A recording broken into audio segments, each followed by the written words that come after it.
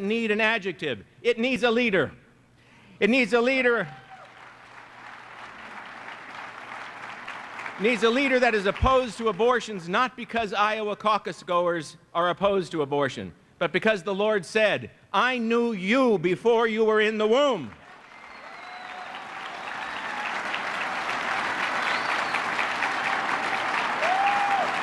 We need a leader. Before, I know you and you and you and you before you were in the womb. Not a mass of cells. He knew you as a person. He knows every person.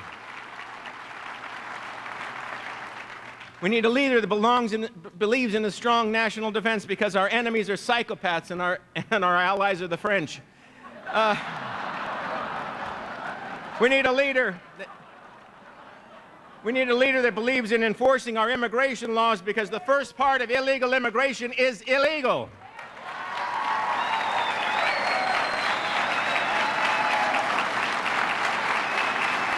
And who understands there is nothing compassionate. There are ways to determine true conservatives. However, if some candidate says he's against illegal immigration and opposed to amnesty, let's test them. Ask them if they're willing to deport the millions who are here illegally. Ask them if they'll agree that massive immigration combined with the cult of multiculturalism in this country is creating a linguistic and a cultural Tower of Babel. Ask them if they agree. Or maybe you could just ask them if they agree with Tom Tancredo when he said Miami's becoming a third world country. That ought to test it.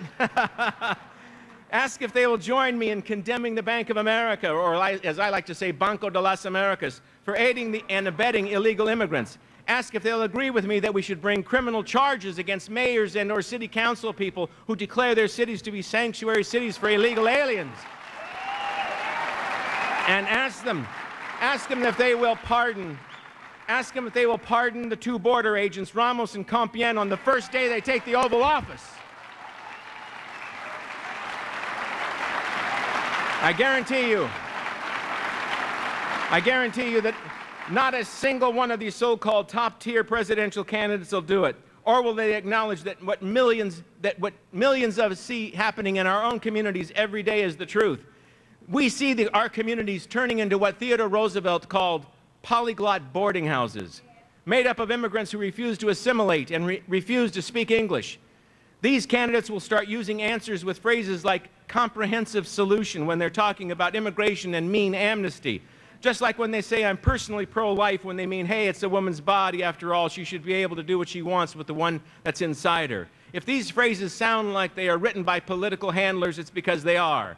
They are designed to shield politicians from their principles, not to reveal the truth, but to obscure it, not to leave conservatives wondering about what politicians really believe and intend to do.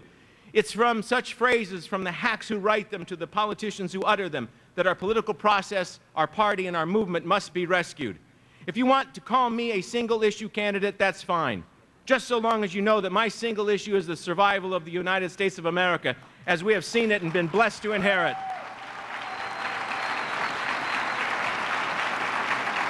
If you're like me,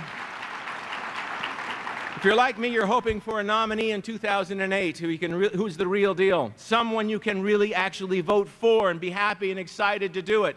No more, oh, well, I'm going to do it now. It's the best of two lousy choices. I'm sick of that. I'm not going to do that anymore, and I hope I offer you the real deal.